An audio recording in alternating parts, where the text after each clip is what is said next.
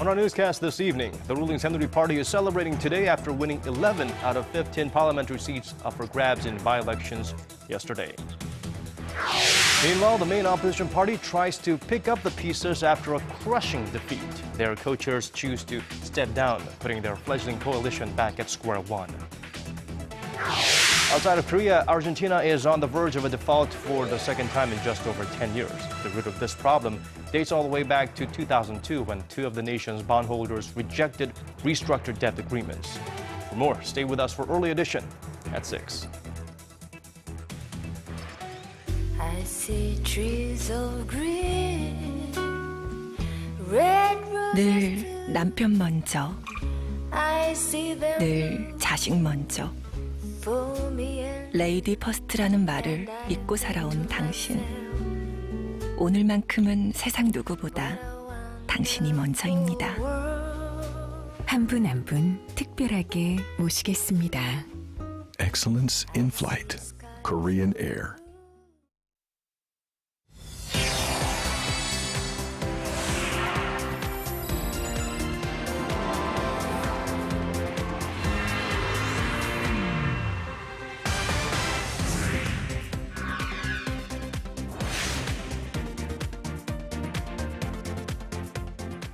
It is 5 a.m. in New York, 1 p.m. in Moscow, and 6 p.m. on Thursday, the 31st of July here. Live from Seoul, I'm Moon Ganyong. And I'm Daniel Chen. Thank you for joining us.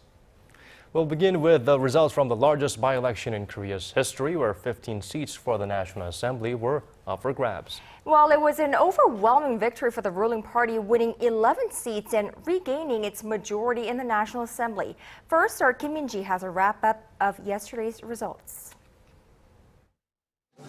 The ruling Saenuri Party took home 11 out of the 15 parliamentary seats up for grabs in Wednesday's by-elections, regaining majority at the National Assembly.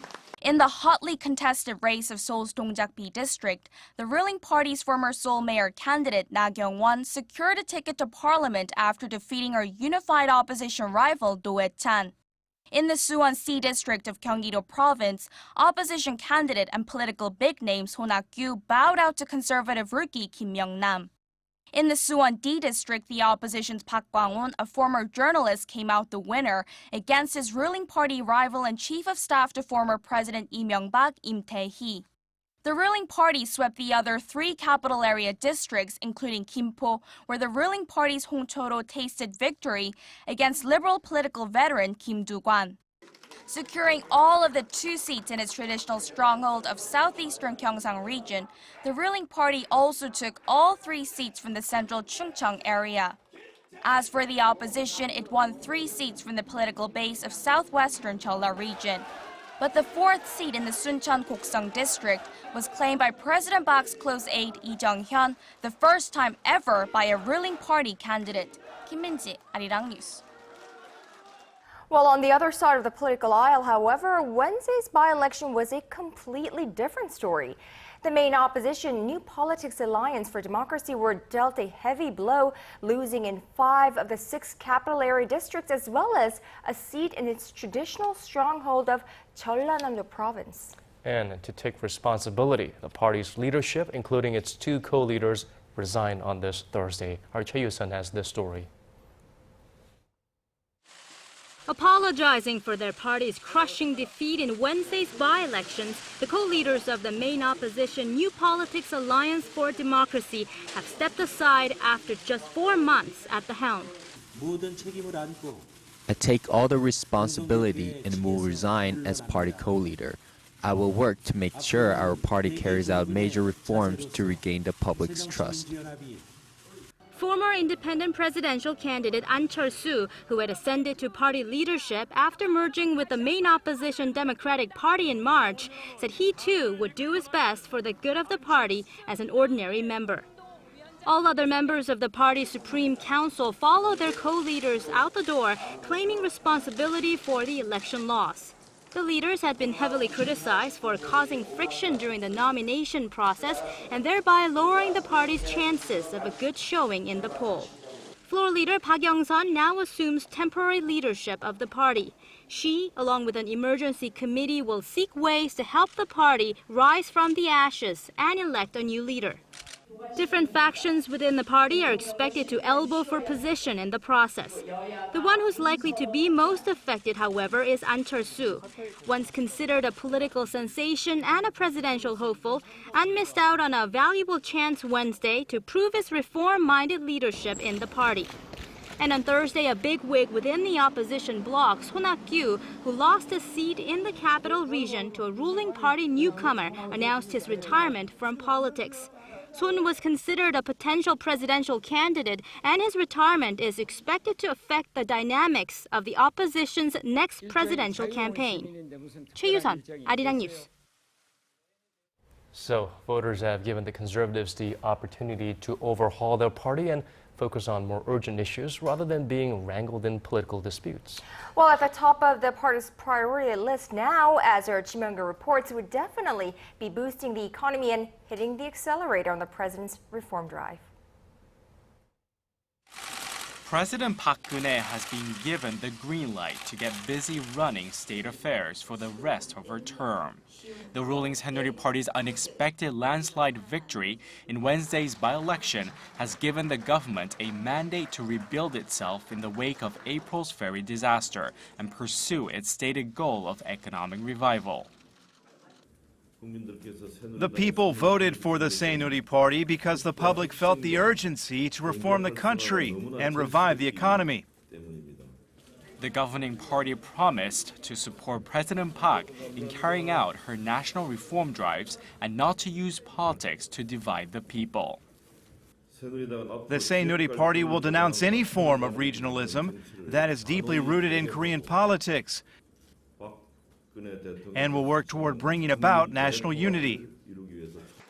The ruling party's new chairman, Kim Moo-sung, is expected to use the election win as a mandate to carry out a complete overhaul of the party. With no elections scheduled until 2016, Kim has ample time to make his mark. It is also possible that he may equalize the nature of the relationship between the party and the presidential house of Cheongwade. The ruling Saenuri Party now has 158 seats in the 300-seat National Assembly. The main opposition party has 130. Kim Young-gil, Arirang News. So let's get an expert's view and analysis of yesterday's by-election results. For that, we are joined live in the studio by Dr. Lee Young-jack, political commentator and former professor at Hanyang University. Professor Lee, it's great to have you back with us. Yeah.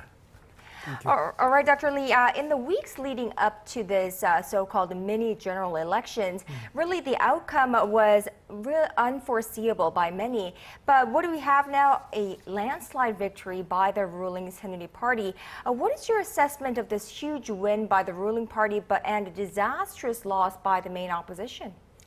Well, I can think of three main reasons. One is opposition's candidate nomination process was very poor. In particular, in Gwangju, party co-chairman nominated whistleblowing policewoman to Gwangju. And the process that she was nominated was very strange. Nobody could understand why she has to be nominated, why so many others has to be eliminated even from competition. And that cast a very long shadow against the election expectation. And the second is the ruling party had a message, it's the economy. You know, the economy is pretty bad, and so they are committed to make economy revive. While the opposition didn't have a message, they asked for a stick to punish the government and the ruling party for inept handling of the ferry disaster. But that it's now over. And so basically the difference is the ruling party has a reason to be voted for, while the opposition didn't have a reason to be voted for. I think that divide. And then the minority party, this opposition party is a minority party, but acted like a leading party and stopped all the legislative actions, including economic revival. And the opposition party asked for the special committee for ferry disaster investigation to have police and prosecutorial power. That was too much. And yet the opposition party insisted that unless you do my way, no legislative actions. That angered a lot of people.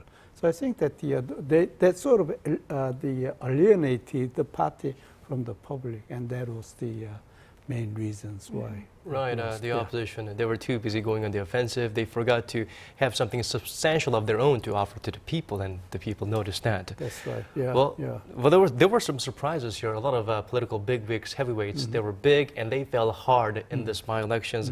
And also, we saw Son Ha-kyu. He was a presidential hopeful to some. Unfortunately, he decided to quit politics for good, forever today. Well, what do you make of all these dramatic changes? Basically, it says that the Koreans are tired of old faces and want new politics.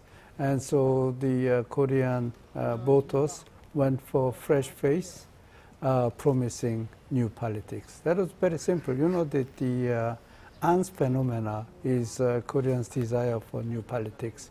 Now he is failing, and so now public are expecting that these new faces will come up with new politics. Right, I think change is what the Korean people want at this point. That's right. Another big surprise was, of course, from Korea's Jeollanam-do province, a traditional stronghold of the opposition party, of course. Now, no conservative candidate, to my knowledge, has won a seat from there in 30-plus years. But this time around, we saw the ruling Saenuri Party win a seat, add a seat in parliament from that area, the province. Now, is this a sign that Korea is finally breaking away from the decades-old regional division in politics? There is one big difference between 30 years ago and now in Jeolla. In Jeolla 30 years ago, there was a very strong leader led by the Kim Dae-jung, who eventually became president. Now they don't have any leader of its own. That's very important dividing factor. And the traditionally ruling party or the conservative party, party's candidate have been losing all the elections there. And so the naturally ruling party candidates are all lightweight, so to speak, with no hope to be elected. And therefore, Jeolla people will say, oh, they send weak candidates, why should we vote? In addition to that, we don't like them. We don't like the ruling party. But now, this time, the Lee Jung-hyun is heavyweight, in the sense that he, of course, tried to win the congressional election last time. He failed, but then he was President Park's confidant, and he was very high aide in the Blue House. So he's really heavyweight. And he campaigned very hard. Of course, he promised that the budget blockbuster for his area. So basically, what this says is that without strong Jeolla leader, if ruling party is really serious with heavyweight, they have a chance. In fact, that once I said if former Prime Minister Hwang Sik-kim run in Gwangju, he would have a good chance. Of course, he didn't run for fear of losing. Right. But looking at this, I think that 2 years down the road, some heavyweights from the ruling circle may challenge Jeolla province. One thing good about Korea is that people are learning to look beyond their emotions and let the logic determine who should lead. And of course, they want to find someone they need instead of who they want in politics. It's a great change. I think that there have been already some cracks appearing in southeast. The south of southeast, for example, the opposition presidential candidate last time, Moon. He is President's North Chief Secretary, and he won the election there. So he's heavyweight, he's serious, and he won. Now Mr. Lee this time, he's heavyweight, and he's serious, and he won. So that's the election dynamic. And with this, I think that the regional election dynamic will change. I hope. Some changes to come. Maybe we'll see That's some right. other moon in politics soon. Well, Dr. Youngjuk, thank you so much for your time. We hope to have you back here soon. Yeah, thank you.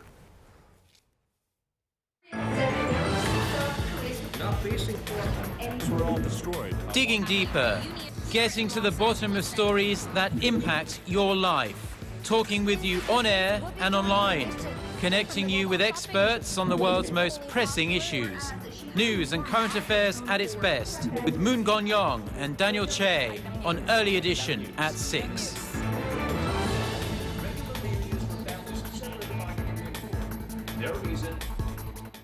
Now, government measures to revitalize the housing market go into effect tomorrow, that is Friday. They're intended to lessen the burden on potential homebuyers and make it easier for them to stay out of debt. But as our Kim Ji-yeon reports, it could end up having the opposite effect for the older generation. Some government regulations on the housing market are being eased starting Friday, and the Korean economy is expected to start feeling the effects in the latter half of this year. The changes include easing measures that limit the amount that people can borrow from banks when buying a house, depending on various economic variables, including income. The loan-to-value and debt-to-income, or LTV and DTI ratios, are being raised to 70% and 60% respectively. This means home buyers would be able to borrow up to $340,000, up nearly $100,000 from the current total when buying a house worth $488,000. They'll also feel less pressure to turn to non-banking institutions that charge them higher interest rates. The policy has already started to bring some vitality into the housing market. The number of housing transactions in Seoul shot up in July, which is traditionally an off month for home buying.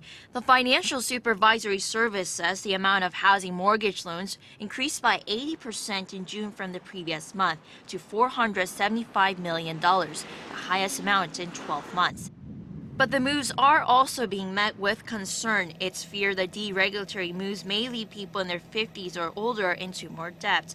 Last month, the amount of housing mortgage loans for people in those older age groups increased an average of 20% from 2 years earlier. This according to data from Korea's 4 major commercial banks. They were apparently trying to pay back debt accrued from self-employed businesses and from losses incurred after failing to sell houses amid falling prices. Kim Ji-yeon, Arirang News. And the Korean government will invest more in research and development next year. The Science Ministry says the R&D budget will be about $12.1 billion next year. Now that's up more than 2% from this year's allocation. The focus of the money will be on 3 major sectors: space technology, disaster prevention research, and future growth engines. And for the first time ever, $1 billion of the budget will be earmarked for individual researchers for developing new technologies. Korea's Samsung Electronics has posted some very disappointing second quarter figures on the back of weakening smartphone sales. The company says operating profit in the April to June period was down 24.5% from a year earlier at just under 7.2 trillion won. That's a touch over $7 billion. Samsung's second quarter sales also slumped nearly 9% from the same period last year. Analysts say Samsung, the world's largest smartphone maker, is facing a slowdown in its mobile business, and its margins are being hampered by the strong Korean won. Argentina has defaulted for the second time in 13 years after officials failed to come up with an agreement with the country's bondholders. Government officials have been meeting with mediators over the last few weeks or so to see if it's possible to try and come up with a compromise with the stubborn group of creditors here. Now, a breakdown there has now shifted focus to what effect that default could have on global financial market. Na Hyun-kyung reports. His face lined with tension. Argentine Economy Minister Axel Kicillof walks into a press conference in New York after failing to reach agreement on averting his country's second default in nearly 13 years. This offer is legal for Argentina and doesn't violate our contract's clauses, but was not accepted by the vulture funds. This offer wasn't accepted because evidently they want more, and they want it now. Global ratings agency Standard & Poor's has downgraded Argentina's foreign currency rating to selective default. Analysts say a default of Latin America's third largest economy is unlikely to have a huge impact on the global economy, but will likely weaken the Argentina peso as more people hold on to dollars. The imminent default stems from a years-long legal battle with two of Argentina's bondholders who had rejected restructured debt agreements in 2002 when the country first defaulted. The Buenos Aires government at present cannot pay other creditors because of a U.S. court ruling last month, which said no creditor can be paid unless the two so-called holdout creditors are paid as well. Kicillof says the country will take all the necessary measures to confront what he referred to as an unfair situation. 나현경, Arirang News. Now, North Korea has on 16 different occasions this year conducted missile tests drawing international condemnation each time they do.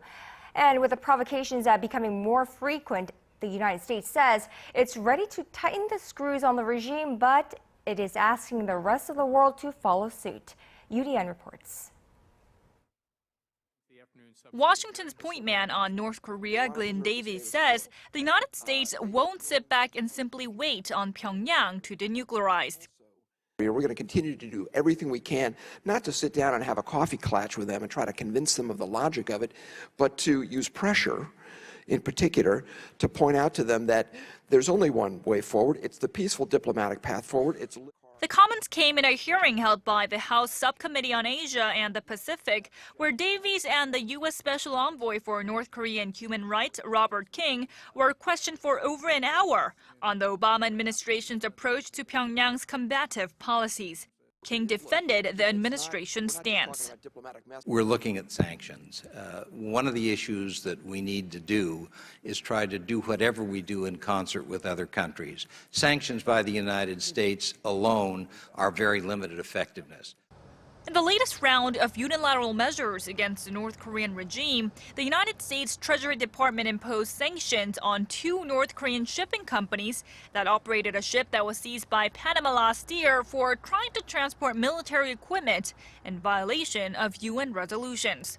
The renewed emphasis on U.S. policy towards Pyongyang comes on the heels of a series of missile launches by the reclusive state, 16 this year alone. North Korea fired 4 more short-range missiles into the East Sea on Wednesday afternoon. In response, the U.S. Department of Defense said North Korea should stop polluting waters around the country with missiles and focus instead on feeding its own people. Yurian, Arirang News. Despite international calls for a ceasefire, Israel is forging ahead with its offensive against Hamas in Gaza. Israel is calling up 16,000 extra reservists to bolster its forces, bringing the total number of soldiers engaged in the conflict to 86,000. The moves come after Israel was blamed for shelling a school on the Palestinian side being used to house refugees. At least 16 civilians died in that attack. In the 3 weeks of violence, Palestinian officials say over 1,300 people, mostly civilians, have been killed, while over 200,000 people have been displaced. Some 56 soldiers have died on the Israeli side in addition to 2 civilians.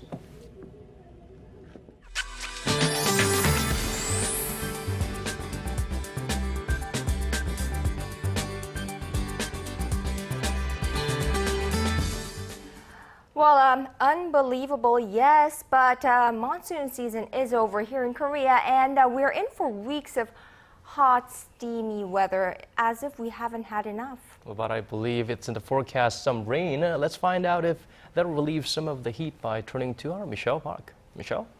Good evening, Kanyong and Daniel. Yes, we do have rain in the forecast tonight here in the central region as well as in the southern provinces.